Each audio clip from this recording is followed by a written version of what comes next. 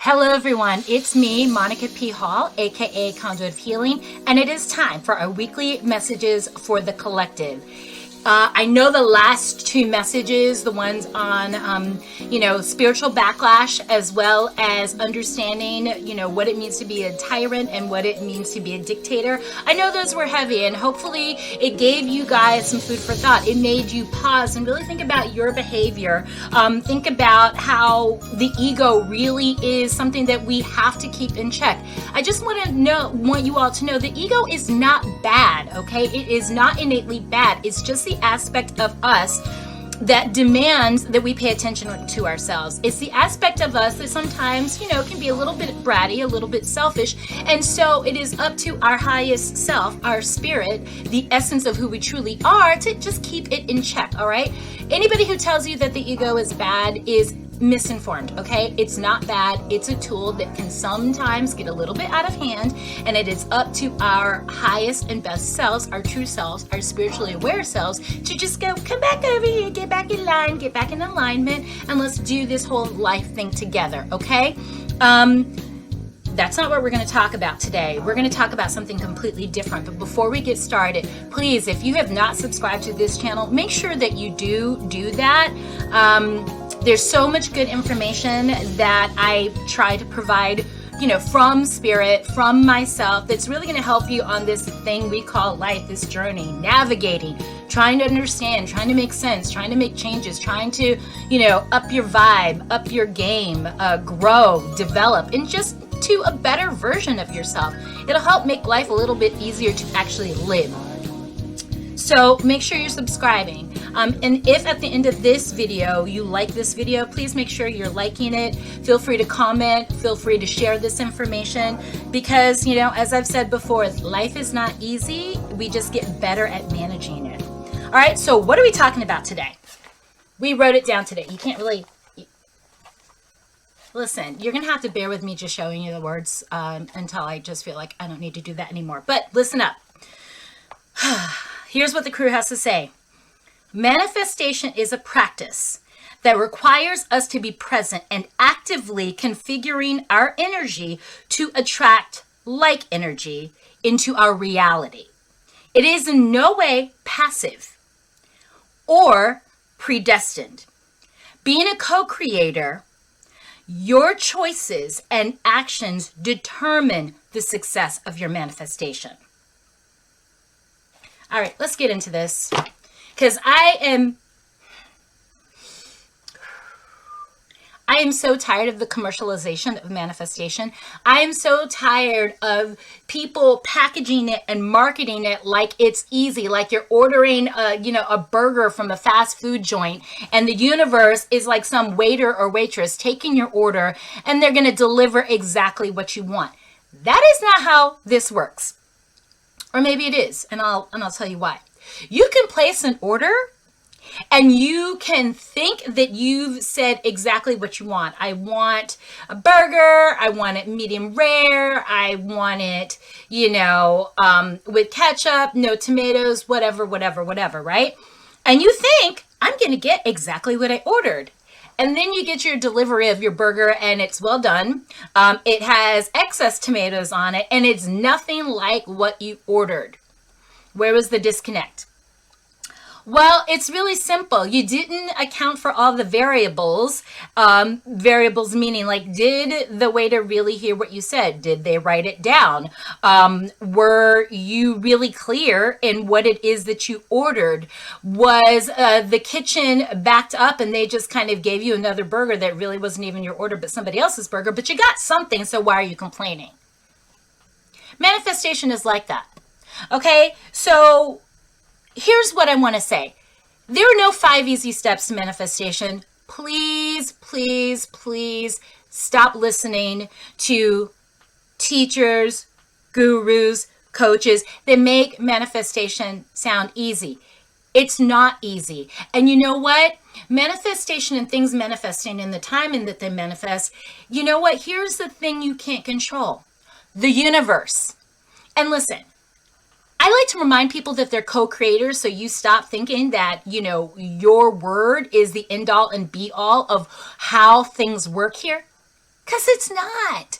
Okay? You're a part of something. Now, here's the thing. You may say to the universe, oh, I want to manifest the love of my life. You can manifest yourself being in the right place in the right time, meeting the right person, but also you are now working in conjunction with somebody else who is also trying to manifest the love of their life. And whether or not you two are that for one another, well, that's the part that remains to be seen. Because here's what's true. You can have a whole checklist, right? And no matter how good we are at our checklist, manifesting relationships. Oh, I want to meet my soulmate. Oh, I want to meet my twin flame. Oh, all these things. There's all these variables in there that you cannot account for, that you're not supposed to account for. Why? Because you are you. You are one half of the manifestation when it comes to relationships. You do not, under any circumstances, get to decide for the other person whether or not a relationship with you will actually happen.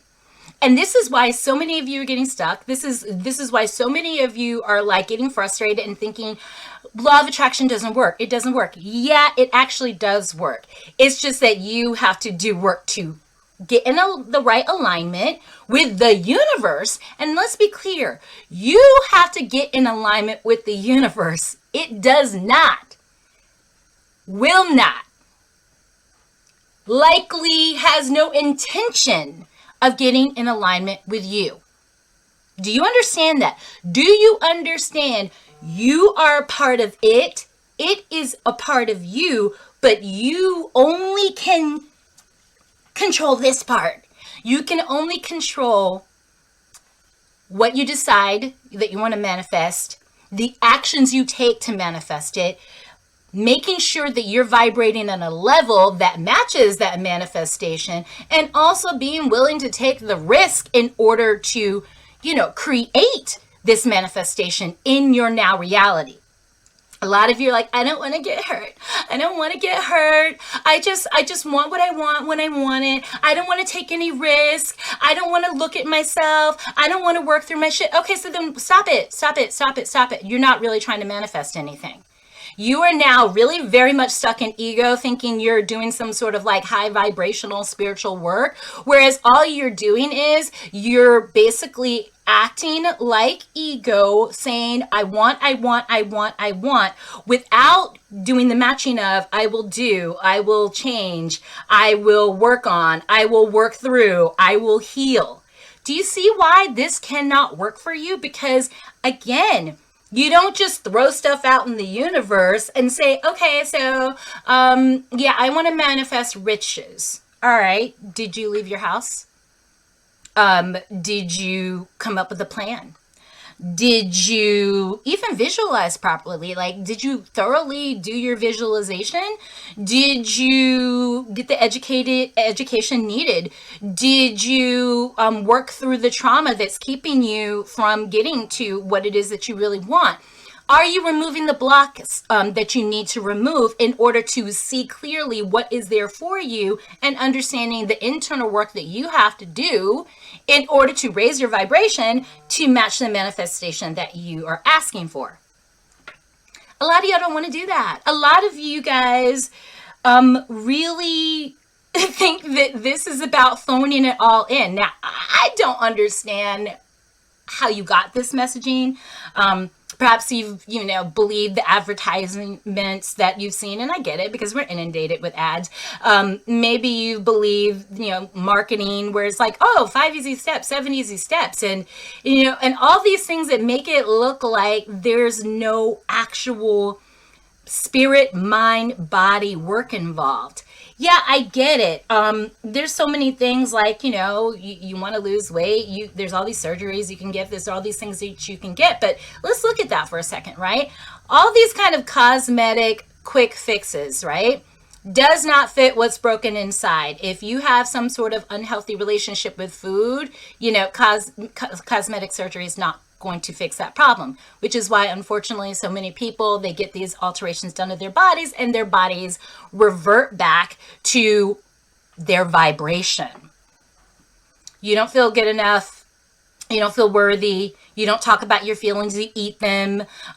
You do not go to therapy for your whatever your stuff is. You are still carrying some sort of shame. You have not, worked through trauma to get to the healing. And so you're still using whatever medication it is. And if food is your medication, again, this is no judgment. I'm not making any judgment. I have compassion for all of us because we're all going through something or trying to work through something. I'm just trying to get you to understand. If you think there's no work involved, if you think that manifesting what you want into this now moment, into your reality, isn't going to cost you your fears, isn't going to cost you your shame, isn't going to cost you your trauma, isn't going to be uncomfortable, isn't going to be scary, isn't going to be for a time unpredictable, you're lying to yourselves. And what's upsetting for me is you have all these quote unquote helpful people, all these coaches, all these psychics and all these gurus and all these therapists and all these people out there who are capitalizing on one thing: our propensity as human beings to be lazy as fuck. I ordered the manifestation off the menu. Why don't I just have it? Because that's not how it works. Look at your life right now and think about everything that you've earned, everything that you have. Those things are manifestations. Those manifestations are sitting on a foundation of two things: decision making and work, actual work. You work for it. Now, a lot of times people say, well, I just got this thing because I got this thing. No, that's not what happened. Now, you may not realize how far the kind of reach of what your work does for your life. Something that you did 5 minutes ago, 5 years ago, 10 years ago, literally can help you manifest something right now. So it seemed instantaneous because, you got through the pain of all the work behind you and you're just like, oh, it just happened. No. You got yourself there by doing some sort of work, whether the work was spiritual, whether it was mental, whether it was emotional, psychological, physical. You're always in some sort of training or you're avoiding training. Okay? It's like how I sometimes like to avoid the gym because I'm just not feeling it today. I know that if I'm avoiding the gym, I should not think about, having a 6-pack abs because, well, I didn't show up for myself. So the 6 packs of abs is not showing up for me. All right. The universe isn't going to do your work for you. It's going to do its part, expecting you to do your part, creating the synergy, the coincidence, which I don't even really like that word, but creating the quote unquote magic. This is like an all hands on deck kind of situation. It's not just like, oh, I'm going to think something really loudly and then it shows up. Even if that happens, all right, let's just go back to relationships because people love, I'm going to manifest my soulmate. I mean, no, not if they don't want to show up for you. They're like, you can show up for them and they just decide, yeah, no, that's too scary, that whole love thing. I just think I will pass this time. And then here we are. And there you are crying, calling to me, going, am I ever going to get somebody to love you?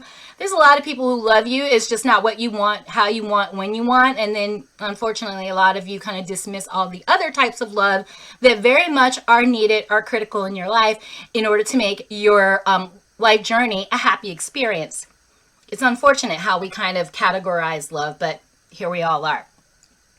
The other thing I want to talk about is how are you going to manifest the life you want without setting boundaries and defending those boundaries. And the reason I'm bringing this up today is because a lot of you, once again, along with law of attraction and manifestation, setting boundaries.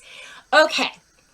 This is the part no one wants to talk about. And I can be honest with you guys, this is the part that pisses me off because this is the part that's actually the important part. The part where you have power. The part where your teachers, your gurus, your coaches, your leadership should be empowering you to understand the importance of your yes, the importance of your no, the importance of your consistency in how you say yes or no. It is not enough to set boundaries to manifest a peaceful life for yourself. I'm going to say that again. It is not enough to set boundaries to manifest a peaceful life for yourself. Okay? Why am I telling you this? Because some of y'all do not understand that life itself is a big ass symphony where you have all these souls existing at the same time, bumping into each other, running into each other, and affecting one another. You know, whether it be for good or for no, well, that's really up for you to decide. You are not understanding that we all do have to kind of, figure out how much of space we want to kind of give up in our psyche, in our physical day-to-day life, in our reality, in our headspace, for one another. Right? This is what boundaries mean. It is 1000% guaranteed that your boundaries will be tested. And here's the thing. The people you don't know, them testing your boundaries, that's not going to bother you. It's the people you do know, the people that you love, and the people who profess to love you. Those are the tests that are really going to kind of irk you. And those will be repeated. Say, for example, your family. You're living your life. You're making decisions for yourself, but your mom or your dad or your sister or your brother, the family has decided that how you're living your life is wrong. Okay? And they all have come together like some sort of weird intervention to say, we don't like your being, so independent. We don't like that you're going against the tradition of the family or the beliefs of the family. And we're worried about you. We are here to bring you back into the fold. Now, in their minds, they think that this is love. This is not love. This is coercion. This is manipulation. And sometimes our traditions and our cultures actually have, toxicity built into it, that you are not allowed to be an individual who asserts themselves. And if you try to assert yourself, our job is to bring you back into the fold, bring you back into the belief system, and not allow you to escape to kind of experience life for yourself and make your own decisions. It's not like when you make a decision for yourself, the most important consequences are going to affect other people. I'm not saying there won't be consequences that affect other people, but first and foremost, you're affecting yourself. The consequences will be yours, firsthand, personal. Now, if you do something to hurt yourself and I love you, yes, I'm going to be sad, but am I physically hurt? No, I may be disappointed. I may feel empathy towards you, but I can go and live my life and do my thing and really not be worried about what you might have done to yourself. And yet, a lot of you set boundaries, and the first test that comes through to these boundaries, you fall apart. But you say, no one respects my boundaries. Y'all, no one's going to respect your boundaries. It does not serve them to respect you or your boundaries. Not if they've gotten away with manipulating you for so many years. Not if they've gotten away from making you feel small for so many years. Not if they've gotten away with, feeling better about themselves by abusing you or putting you down or, shrinking you in some kind of way. Not if they've think that their light is going to get brighter by dimming yours. No, they don't want that to change. They don't want you to change. The situation is working for them. It doesn't work for you, but they don't really care whether or not the situation is working for you. And yet they package this all in love. Do you see how people really kind of have love messed up? Love is not the serving of the self by literally everyone else in existence. Like, you're not all here to serve me. Thank you, by the way, because I don't really want that. I enjoy learning about all of you. I enjoy watching how different souls express themselves through their living, through their doing, and through their decision making. But here's what stops so many of you from really owning your own power. This idea that, the group will not accept me anymore if I assert myself. I've said it before, I'm going to say this again. Self-love does not require the acceptance of others. Okay, that's why we have boundaries, so that we can learn about ourselves, so that we can learn to love ourselves, accept ourselves, change ourselves, deal with trauma, work through stuff, heal, become stronger, become better, and strengthen our relationship with self, so that we can then look out at the rest of the world and go, God, I have so much compassion with the struggle you're going through right now. Oh, I get it. You're projecting your anger onto me because you are avoiding dealing with yourself. Oh my gosh, you keep telling me I'm not going to be anything because you feel like that all the time. You feel like you're nothing. So if you are convinced that you can't succeed at anything, of course you're going to project it onto me, because that will be a self-fulfilling prophecy. There will be proof now that, there's no way for you to be any better because you've convinced me I can't be. I know these stories, and what I'm saying, it's ringing bells for you. It's like clicking. But here is what I need you to understand. This life thing is not easy. These tests on your boundaries, on your self-love, on your self-respect, they're never going to stop. What's going to happen in an ideal situation is you're going to get better at recognizing people's ulterior motives. Whether or not they're conscious of it, that's irrelevant, okay? You love people, like, I don't love it, but people love to say things like, oh, they're not a bad person. What does that mean, really? That's really up for you to decide. All I know is this: we have a propensity and a tendency as a species to be selfish. Some people are born very selfless, and it's a beautiful thing, but they live in a world of selfishness, and they think there's something wrong with them because they think about others, right?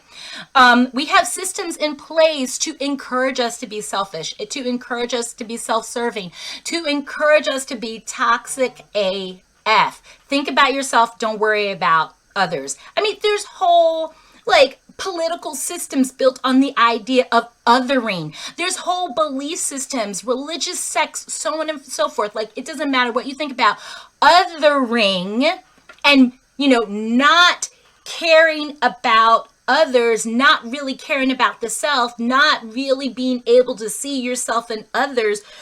This is all by design. Truly, there's nothing in status quo that wants you to own your own power as an individual. And you, when you decide to become spiritually aware, are taking on this life, if you will, of demanding that others respect your free will. And I'm going to use the word like demand. And why am I saying demand? Because if you don't demand it, it will not happen. If you do not draw that line of boundary between yourself and others, where your purpose of drawing that line is to protect yourself, it is to create a space for you to exist without the interference of outside thoughts, opinions, traditions, belief systems. If you don't do that, you will never get to know yourself. You will never have that irreplaceable, absolutely critical relationship with the self. So how are you going to love yourself? How are you going to recognize when you need self-care if you never kind of separate yourself out? And I'm just really getting annoyed with this messaging that any of this is easy. Guys, this isn't easy.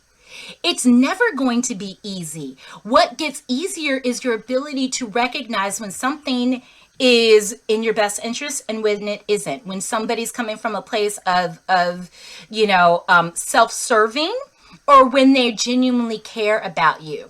Another thing that people are really horrible at is discernment. Okay? Discernment, manifestation. How are all these things kind of working together? It's really simple.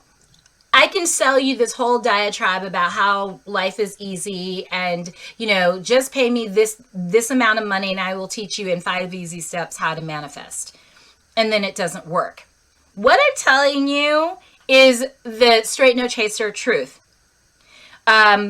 Manifestation has levels, just like you have levels. Your ability to manifest will reflect exactly where you are in your spiritual journey. If you don't believe in yourself and you can't manifest anything,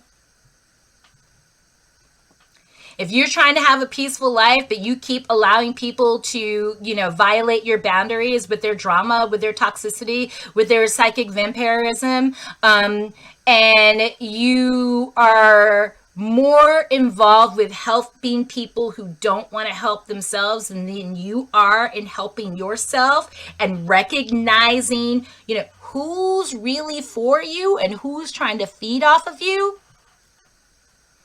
See, you are manifesting. Even when you think you're not manifesting, you actually are, because your manifestation is built on your decisions and your actions. And so, meanwhile, the universe is going, okay. So let's just say, I really want potato chips. I want to manifest some potato chips. Okay, but there's no potato chips in my house. So I know where I can get them. Maybe I don't have the money for it. Okay. So let me just go scrounge around, see what I got. Okay, I do have 50 cents. All right, I can go buy some potato chips. There's energy exchange at all times. It's not just the universe delivering stuff to you without your involvement some way, somehow. Things must be balanced. So I know this is a lot, and I know it seems like I'm talking about several things at once, but the truth is I'm not. I'm talking about one thing, and the one thing is you. I'm talking about you understanding your life is your decision, is your responsibility, and everything that happens is a reflection of where you are in here. Forget here. I thought something really strongly. That's great. Thoughts are things, and I don't discount that. But honestly, thoughts don't always manifest into something. Like I said about potato chips, I'm thinking about potato chips, haven't left my house, haven't gotten up, haven't mentioned it to anyone, and haven't shown up in any way to get these potato chips. So then when I don't get them, I'm like, sad. It doesn't work. Law of attraction doesn't work. I mean, no. What am I attracting to? What am I attracting in the universe if I literally did nothing? All I did was didn't get up. Maybe I didn't get up out of bed that day. Maybe I didn't show up. Maybe I never even said it out loud. Maybe I just thought it in here. I never spoke it. I never used my throat chakra and said, "Dear universe." And by the way, I don't really need any potato chips right now, but dear universe, I welcome having potato chips. I didn't do that. We have to get out of this thought process that we don't have to do something. We don't have to own our role as co-creator. We have to speak things into existence. We have to energetically align ourselves vibrationally to what we're trying to manifest. We have to own the fact that not only must we set boundaries, we must defend boundaries. We need to understand and own that defending our boundaries means I love myself. It is an act of self-love to protect your peace. It is an act of self-love to say no to someone who is trying to disturb your well-being. It doesn't matter whether or not you're related to them. It doesn't matter whether or not at the end of the day they like you, because if you don't like you, it won't penetrate that someone else feels anything about you. You will always have an excuse as to why you cannot accept love. You cannot accept sincere compassion. You can't accept empathy. You can't accept compliments. All the reasons why you cannot accept really what some people do really, truly, and genuinely and sincerely want to offer you, because you don't have it for yourself. Okay? So Hop to, people. Like, I'm not even asking that you think about climbing Mount Everest. I'm asking that you think about what you can do, a small thing, in this now moment that really demonstrates you're interested in sitting in the driver's seat of your own life. Like, you have clarity of thought, you have clarity of mind, you have a direction you would like to go. Not only do you have a direction that you would like to go, you're literally steering your life into that direction so that you may manifest the life that you want. Because here's the thing, when you're the universe, when you're all that there is and everything is you, you don't really have an opinion.